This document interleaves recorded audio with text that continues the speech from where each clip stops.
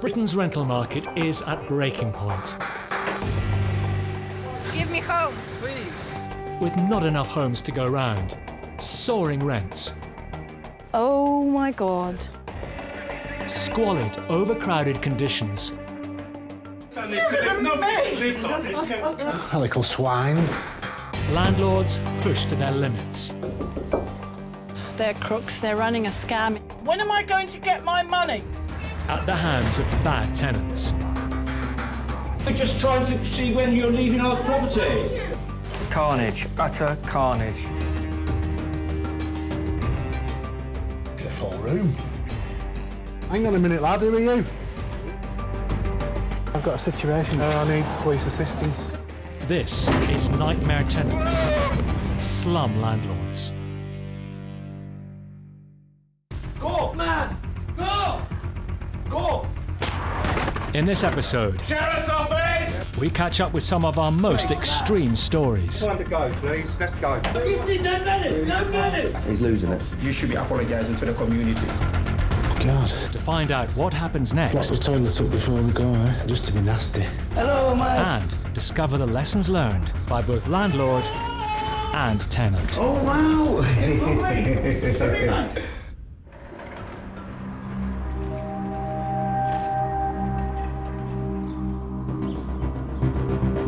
The number of private landlords in the UK has fallen to a 7-year low, with nearly 250,000 quitting the game altogether in the past 2 years.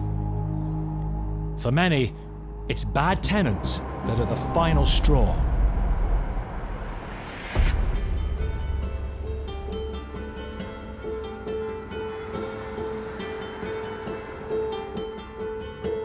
Landlord Paul Bloom has rented out his property here in Hampstead, one of the most desirable neighbourhoods in London, without a problem for 12 years.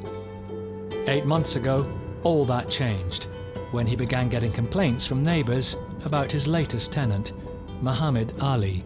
I said to the guy, you've got to keep noise down, otherwise, you're just breaking every rule and every clause in the contract. My tenant said, if you don't stop ringing my door buzzer, I'm going to come round and teach you a lesson. And then I got a text saying, well, I'm not paying the rent. He actually told me he wasn't paying the rent. It's now been nearly 6 months since the tenant last paid the rent, and Paul is owed over £9,000. I live literally 2 roads away from this, and I have to drive past on a daily basis. And it was just winding me up, making my blood boil. I was getting proper stressed by it. A week ago, he won an eviction order at court, and he asked his football pal, Paul Champlina from Landlord Action, to hand-deliver the notice. What's going on? Paul had lived at the property, and of course he knew all the neighbours, so he was getting it in the ear from all the neighbours about the complaints and the antisocial behaviour. So I knew that it could be quite fractious, and I knew that the first meeting could be lively. Let's just save that. You need to get the property back, and we need to try and recoup your losses. OK, let's go and do this, Paul. Have you got the keys, haven't you? OK. The court order gives Mohammed and his family 2 weeks to leave the property. You're quite jittery. You don't know what reaction you're going to get. Hello, Mohammed.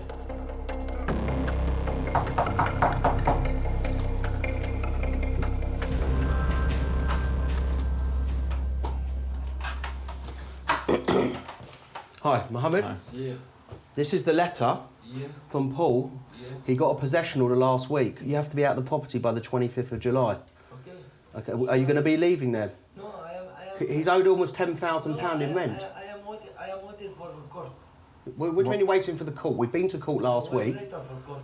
Okay. So, Yeah. okay, but this is the letter explaining what happened at court last week. Yeah. Okay, so take the letter. Thank you. Okay. Yeah. He hasn't had any rent for months. Okay. Doesn't want to talk. Okay.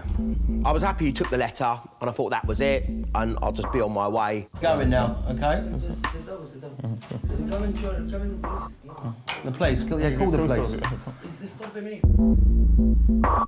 What? Yo, where letter for court? Where? The letter's gonna come. And then he really kicked off. Go out! We're going now. Go! We're going now. No, don't touch my door! Go, man! Go! Go! Go! Go!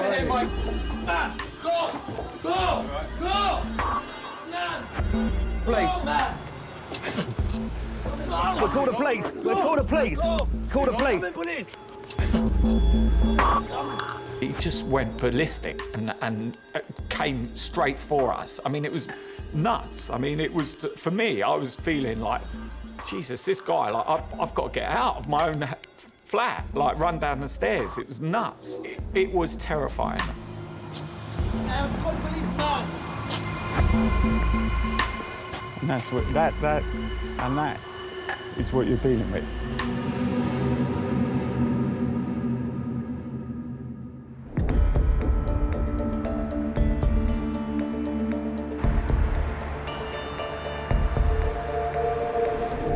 Eviction lawyer Chris Sharp has an unusual case on his hands. I'll be honest, this is a first for me in terms of squatters at a church. 3 months ago, two Ghanaian ministers, Reverend Sarpong and Ibrahim Farouk, leased an empty 18th century church in the heart of Liverpool to launch a ministry and community centre. But after finding out squatters have taken over the building, they called in eviction lawyer Chris Sharp from Landlord Group for help. My client wants them out because they're setting up a ministry and they can't because these guys are in there. We've been told that there could be quite a few people, but they're showing no signs of wanting to leave. It's a big old place. Chris needs to serve the notice in person. Fantastic. Looks like they've padlocked the gates. 8-foot fence, padlock gate. Don't make it easy for you.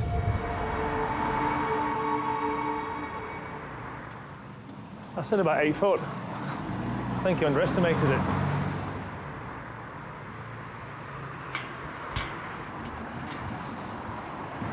That's not opening. What I'm thinking is I'm going to try and get onto this land. It might be slightly easier to access that fence.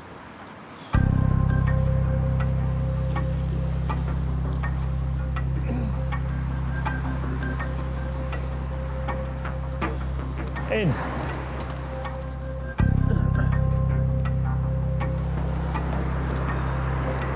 We have to put these people on notice that we're taking proceedings to get them out. So making these signs visible puts them on notice that we are here to notify them that there's a court hearing coming up. Changes in the law over the last few years has meant that squatting a residential property is now illegal. It's far less problematic if they go for an empty commercial unit, a factory, a corner shop, or a church. Right, I'll give it a knock. This place is a big old church. You could just make out silhouettes at the back. Hello? Hi. I'm here on behalf of the ministry who's taken over this property. All my client wants to know is how long you're staying for. You're staying indefinitely? I'm being told I'm being incredibly rude. All we want to do is give you these notices and then we'll be on our way. OK, what I'll do, I'll hand them through, OK? There you go. OK?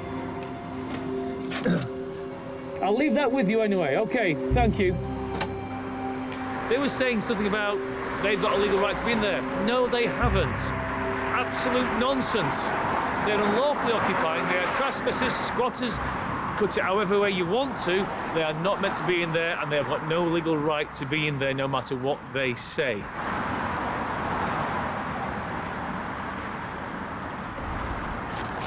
We currently have occupation of the building. We have the legal standing to be in this grounds. You haven't give us any proper notice. You haven't been invited into the property. Whatever arguments they have, well, the correct forum is in court next week. So we'll wait till next week and let's see which way it goes. Chris and the ministers will now have to take their case to court. They can only hope the judge rules in their favour.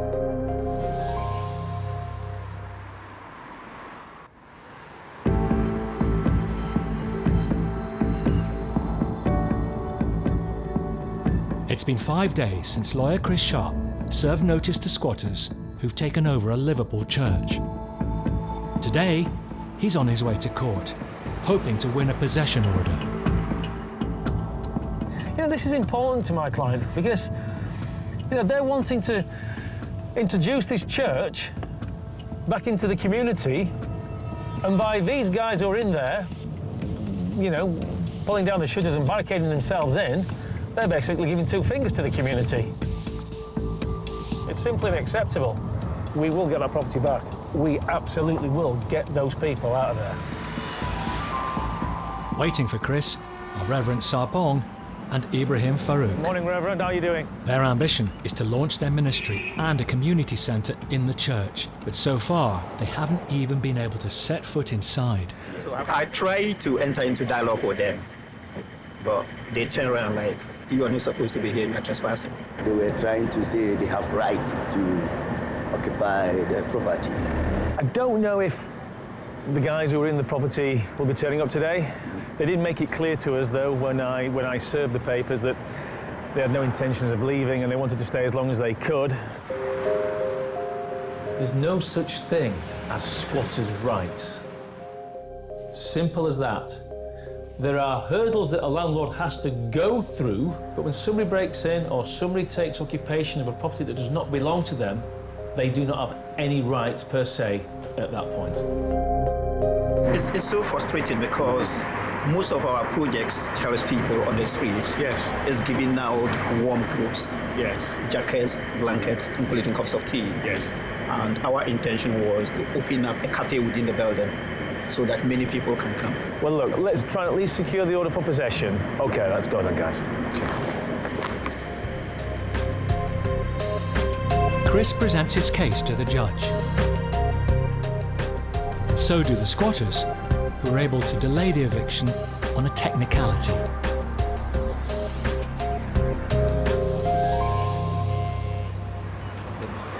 It would appear that the defendants who turned up were claiming that because this is an old building, that there's an issue with the address. So what the judge has asked is that just for further clarification as to the actual address. So hopefully it'll be a few more days and we'll get that rectified.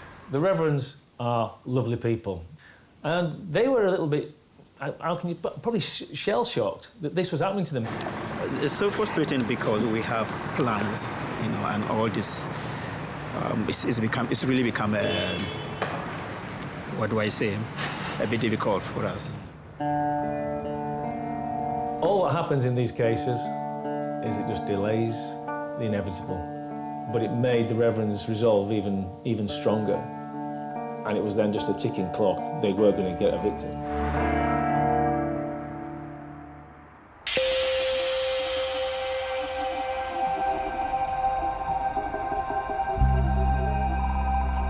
It's been 3 weeks since Paul Bloom's tenant chased him out of his property.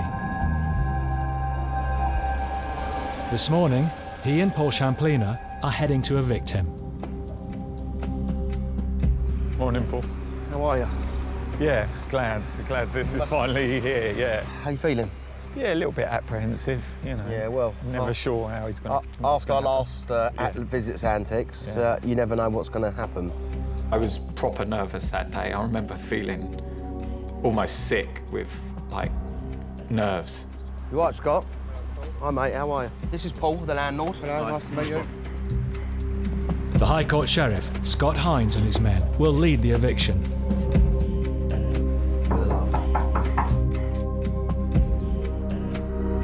Mohammed, his wife and 2 children have just 30 minutes to leave the property. Hello, Mr. Ali. You got any keys? Yeah. Thank you. Oh, you've got a key on the other side. So Has he? Yeah. Was he? He's definitely in there. Yeah.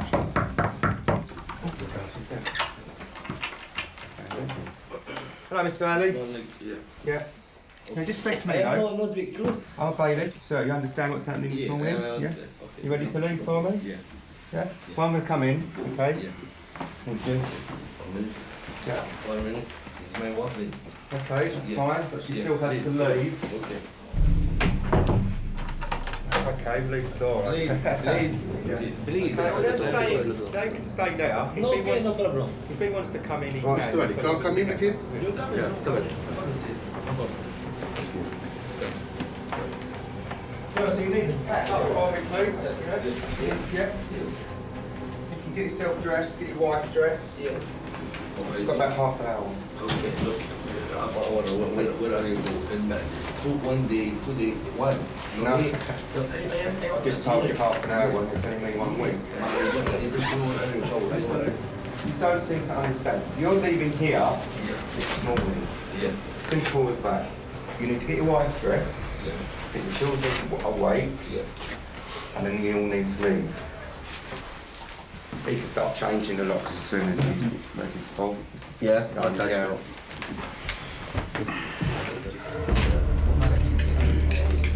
Psychologically, you've got to have the locksmith there to start changing the locks because then it's real, it's happening. And when that started happening, he just did not accept that he had to leave. Get a bag ready for the children. Yeah. You know, whatever the children need, whatever your wife needs. I think you're going away for a couple of days and then you need to leave, please. 15 minutes later, Mohammed is still haggling for extra time. Yeah? You've not got an hour, you've got a half hour. Start packing. Time's ticking away. I just don't understand how they think they can just carry on living without, they know they're not paying rent, they know this is going to happen at some point, but they still try and want more time. For what? Let's get these suitcases and let's start going, please. But come on, then, time to go, please. Let's go. You can stand there insulting me. Come on. Let's start leaving, please. Yeah? You start shouting at me, you'll start leaving a lot quicker. Come on. What? 10 minutes, I will get your hand got on now. Okay? Look! He's losing it. He's getting aggressive. I'll give me 10 minutes! 10 minutes! Let's give him 5 minutes. 10 minutes! Give him 10 minutes. Scott, give him 10 minutes. Give him 10 minutes. Give him 10 minutes.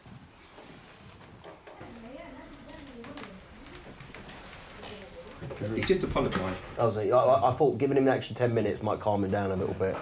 He was like that with us in the last visit. By 8 a.m, Mohammed and his family are out on the street. If they want the rest of their belongings, they'll now have to ask their ex-landlord for permission. I felt really conflicted at the eviction. I was like, oh my God, we're throwing out this family.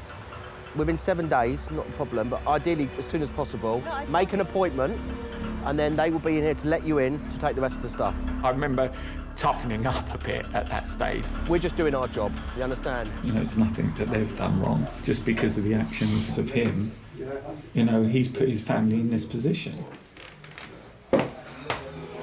Inside, Scott and the bailiff's job is done, and Paul Bloom finally has his flat back. I just need a signature for possession. You want to sign just there for me, please? Well done, you've done a great job, Scott. Okay, well done, thanks mate. a lot. Well done. I'll see you all later, yeah?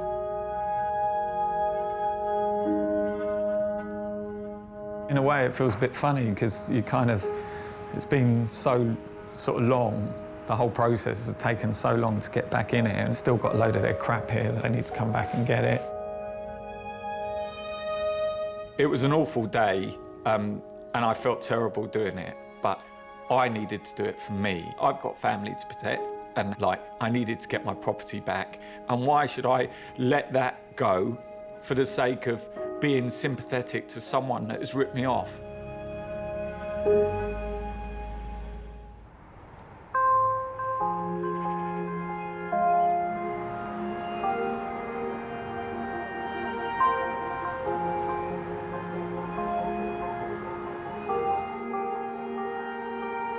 Two years have passed since the eviction.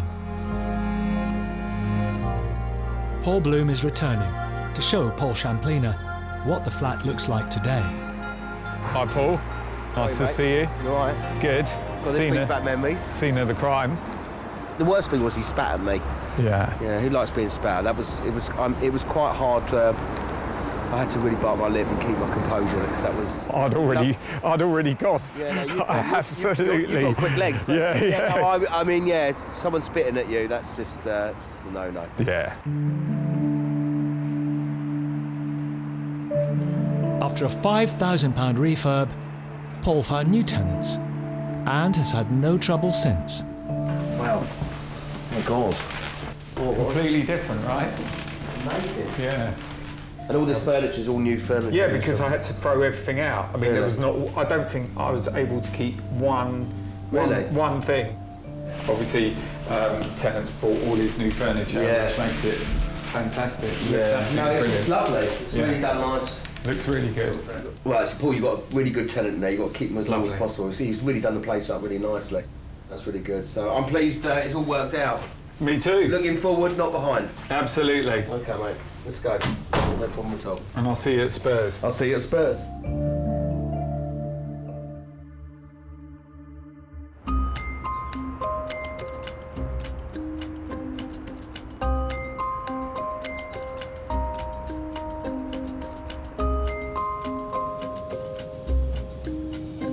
Letting agent Paul Ainsworth-Lord manages over 800 rental properties on behalf of local landlords. So I got a call from one of my landlords who we do a bit of work for. He's got a problem with a tenant. The landlord, Ian, a gas engineer, is owed nearly £5,000 by his tenant, and he's desperate to get her out. Right, Ian. Hello, you all right? How you doing? Yeah, come, yeah. I spoke to you the other day about this problem you've got with this tenant. Tell me about it. What's crack? Stop paying. 12 months down the line. Down the line, just not answering phone calls, not answering nothing. And have you had any rent in that 12 months? I've had nothing to offer. Tried to get in touch with her, just not answering phone. So what let us in? The chain's lock on door. She screwed all that's about shut. And I think there's a big dog in there, you know. Big nasty dog. What sort of dog? I don't know my friend it was. So what do you want me to do? Try to get her out and recover some money back. What makes this all the more galling for the landlord, Ian, is that his tenant used to be a family friend. It turns out he's done her a favour because there's some connection between her and some family member. And when there's tenancies and rental properties being rented to people where there's connections with friends or family, I can usually say 8 times out of 10 there's going to be trouble. 5 days later, Paul and his colleague Sally are on their way to serve Ian's non-paying tenant with an eviction notice.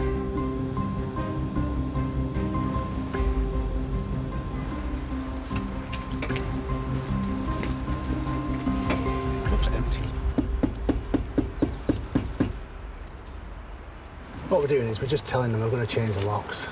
We need them to communicate with us to get a reaction. So we can get talking to it again. We can come to some arrangement that suits everybody and they leave sort of peacefully, you know. Once the penny drops, most people will leave before they get the court paperwork. They realise, hang on, something serious is about to happen. But this one, well, I wasn't sure if she was going to do or not.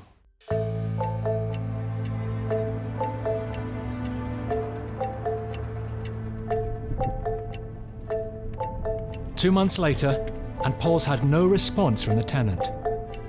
We've been ringing her, we've wrote to her. We're still not making headway.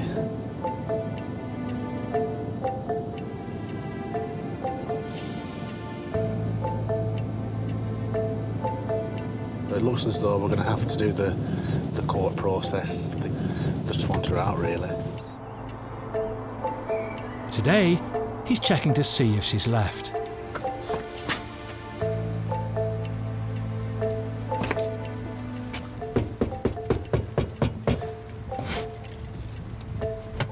We did have a report from a neighbour saying they thought they saw him moving out, so...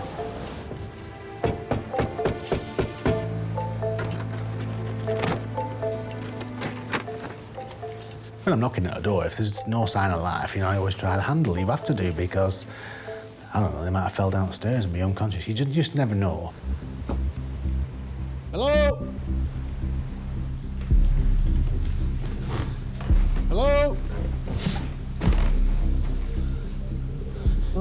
Tiny rabbit. It's not got no food neither. Oh, this is well bad. There you go. Paul's unsure whether the tenant has left the house or just gone away for a few days. When I get these sort of situations, we check the fridge because, you know, you look for the milk. We got things out of date in the fridge. There's food, you know, well out of date.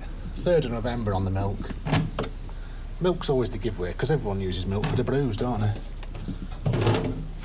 So I think it's pretty fair to say that they're probably gone.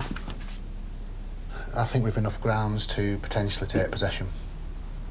Hey, Sal, can you print off the system the abandonment notices? I'm thinking, happy days. Phew, Christmas has come early. She's gone, she's done one. Well, that saves a lot of hassle. However, things didn't pan out as we thought they might. A few days later, we get a phone call, and it's the tenant on the phone. With a baby, in a pram, outside the house, couldn't get in. So Sally rings me, she says, oh, I had that tenant's on the phone, she's outside the house, can't get in, he's chucking it down, she wants to get in the house. I'm gonna have to go and let her in. I'm thinking, oh, for God's sake. Legally, Ian the landlord has no choice but to hand her back the keys.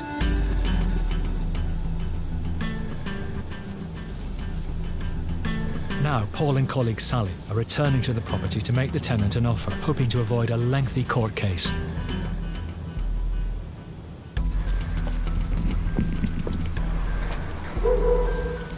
You know the court process has started, so we don't want to see that through unnecessarily. I presume you're going to need some money to get your next house, aren't you? Well, how about if we were to help you on your next move? Paul's offer of cash falls on deaf ears.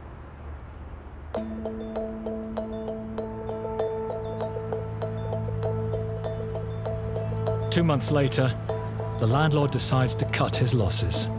Poor guy were at his wit's end, you know, I could see him in his face, the frustration. He'd had enough.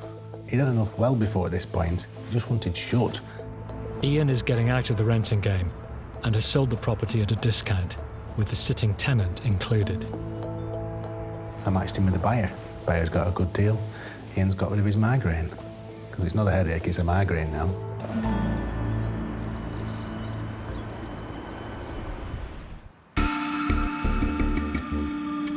It's just after dawn in Liverpool. Today, the squatters who've taken over this 19th century church are set to be evicted. Lawyer Chris Sharp has won a possession order on behalf of its leaseholders, Reverend Sarpong and Ibrahim Farouk. Morning. How are you? All right? Good, thanks. Yeah? Good. Yeah. Well, finally, the morning's come. Yes. Very early, I know, but it's always the best way. It is. Catch people unaware, and also, with it being so early, might be a bit of commotion. Best that there's no masses watching as well. They've been tipped off. There are up to 20 squatters living in the church. So Chris has brought in a large team of High Court sheriffs to carry out the eviction. Mark, good to see you again. Yeah. Evictions like this can turn nasty. We'll basically follow Mark's lead. Simple as that. Okay. If he says, stay there, we stay there. Yeah. Okay? Best thing for you to do is just stand the other side of the road, maybe, and just watch whatever's going on until we've got control of it. But it's a big old building. So. Yeah.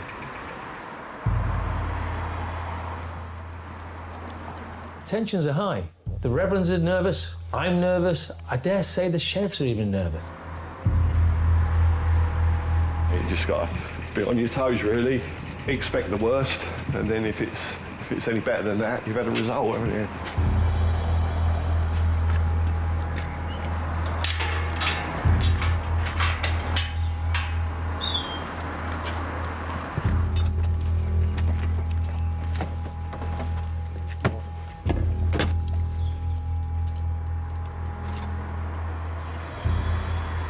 I can't see anything behind it, no barricades or anything.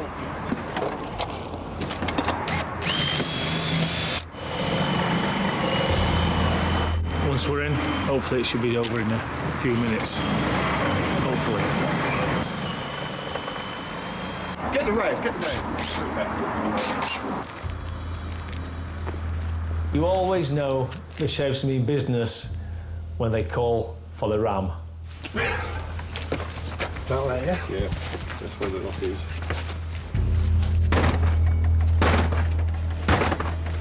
Oh, dear. If nothing else, it should wake them up if they're in there. They finally have access, but still, no idea who or what waits inside. Sheriff's office! Yeah. Oh, hi. Got written possession for this address. Yeah, you need to pack your stuff up. You just leave straight away. Yeah. Any issues you'll be removed. Yeah, but if you just get on with it, it's fine. How many people in here? 2. What, in this room? Well, that one and this one. Okay. Morning. Morning.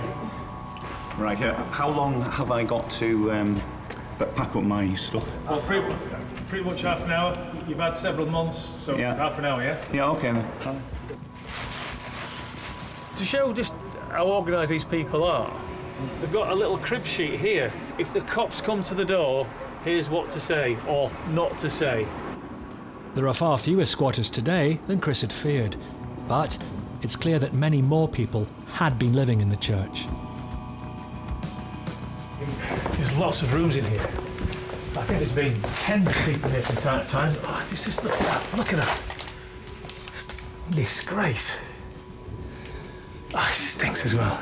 As the 2 remaining squatters pack their belongings, Reverend Sarpong and Ibrahim enter their church for the first time. Popular business religion. You okay, mate? Hello, how's it going there? Yeah, great, yeah. You okay? How are you? Fine, thank you, fine, thank you, yeah. Sorry we have to get to this point. I know, you've got to do what you got to do, eh? Yeah, I've been here since September last year, so yes, it's been a while. I was sleeping rough after my universal credit was stopped, you know. The squatter, Mike, has been living here for almost a year. It's felt like my home, yeah. It feels nice. My goal is to survive as best I can, to be safe, to be happy, and just, you know, just make the best of things in general. Lots of empty buildings in Liverpool, so, you know, we'll find somewhere quite easily. Hello. Hello. How are you doing? Really happy, mate. How are you? Oh, good, Yeah. good. I will invite you to come and have service with us. You're a funny man. I understand 11 million homeless people across Europe and 3 to 4 million empty homes. I understand, yeah, I understand very well. For what you've done, you should be apologizing to the community. You get what I mean? It's fantastic, really top stuff. Very compassionate, in a very warm country. And yourselves really make me feel very warm. Especially this man, very, very friendly looking. These are just greedy guys, that's who they are. Very selfish guys, you know. They're not even feeling the remorse for what they've done.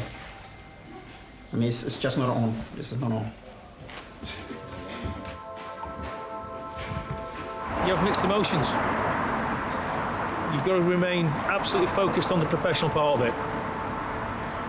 But you still have an emotional reaction to this. You know, these guys, they weren't hurting anybody, but they were preventing our clients to carry out their dream. It was never a crazy party place or anything like this. It was purely sanctuary for people who, you know, desperate people. I left the rat race to try and help make the world a better place, raise the conscience of the human family. That's what I've spent over 20 years doing. And to me, it's criminal that any system can leave properties empty for a long time and people on the streets. Right, are you done, Dave?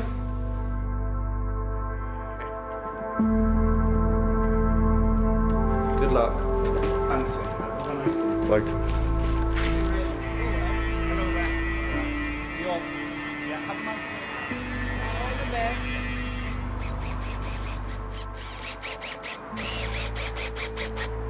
8 months later than planned, and the Reverends finally have their church back. Okay? All right. No problem. Thank you very much. Okay, thank you. Great. But there's a huge job to be done before they can open their ministry and community centre. Look at the mess. It's a mess. You look up, it looks wonderful. You look down, shudder a little bit, don't you? I think all that leaves for me to say is good luck, because I know you've got one hell of a job ahead of you here. Yeah, thank you. Okay, I'll see you again. Bye-bye now. Thank you. It's quite a lot of work. We never expected this, to be honest. It's come as a shock, but we're going to get there. The most important thing is getting the building. The rest will come. Congratulations. We are finally there. Yes.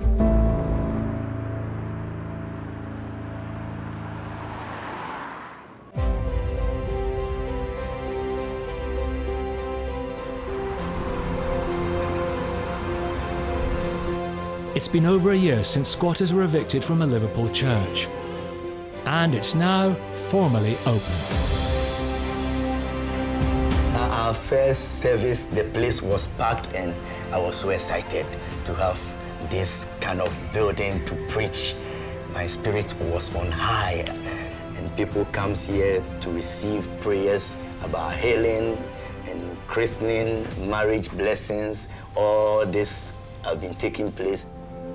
It took over 3 months and 2 full skips to clear the rubbish. Yeah, there was no roof over there, and the pigeons, that was their access to the room, the building. Here alone was even mess, and you can't even believe that today we are standing here breathing good air. The air over here was really bad. Even when you open the main entrance, it just welcomes you with a strong form of odor, but now this place look very clean, tidy. We'll try to see what we can do to, to restore the building back to its former glory. It's an iconic building that I'm sure the entire community will benefit from, and we're looking forward to working in collaboration so that the building will be open for everyone who may so wish to come. The church offers meals to the homeless 5 days a week, and its doors are even open to the squatters who once lived here, like Mike. Hello, Mike. Hello, how are you? Fine, thank you, and you? Good to see you. Yes. Long time. Yes. How is everything? Things are improving, I've got some steady employment. Oh, wonderful, wonderful.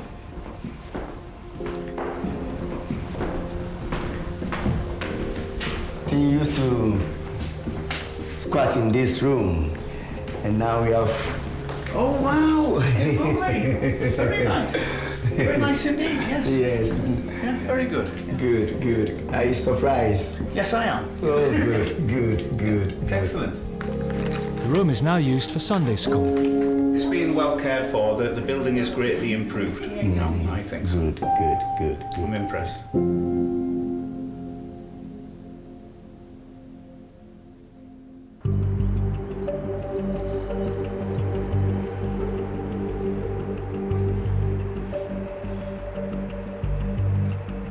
A year has passed, and Paul is returning to the property that was sold on to a new landlord with a sitting tenant.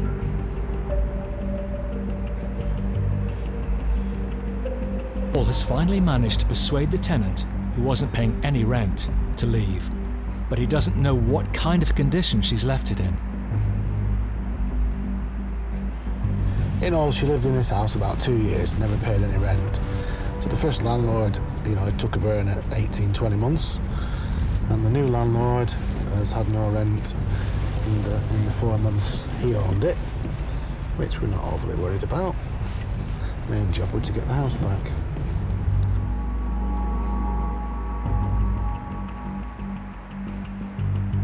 It's a cracking deal for the new landlord. Providing she's not trashed the house, things like ripped the boiler out and wrecked it, because that gets expensive. Paul and the new owner need to figure out how much it's going to cost to refurbish the flat and get it back on the market.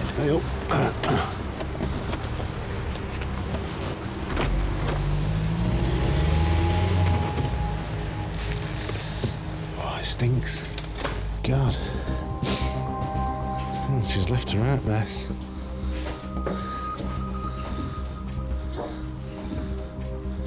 No big deal, let's get new carpets anyway. Oh, blimey, here we go.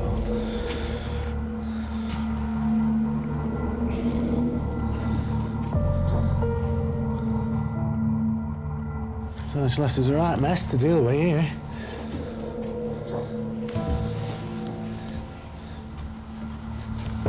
Yeah, we're looking at a couple of skips at least, I think. All the money she saved, never paying rent, she's obviously had enough money to go and buy another lot of furniture, hasn't she, on a new house? I'll tell you. How far to live.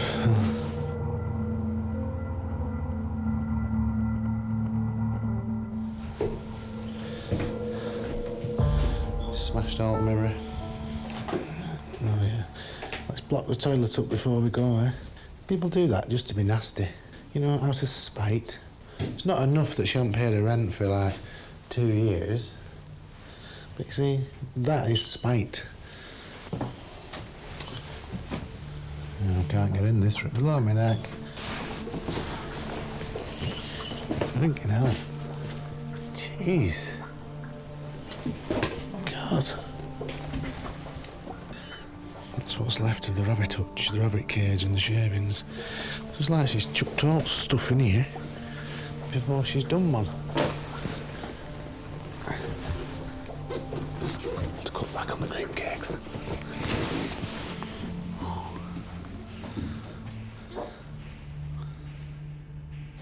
This explains the mess.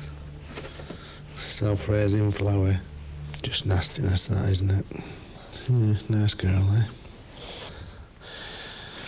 So, ordinarily on a situation like this, you know, this would be horrific for a landlord to hear. But with this landlord, he's going to be over the moon. The fact she's gone, a couple of lads and a skip or two, and we're sorted. Make it nice again. Finally got the house back. Good news. The clean-up costs more than £6,000, and Paul now has a new tenant lined up to move in next month.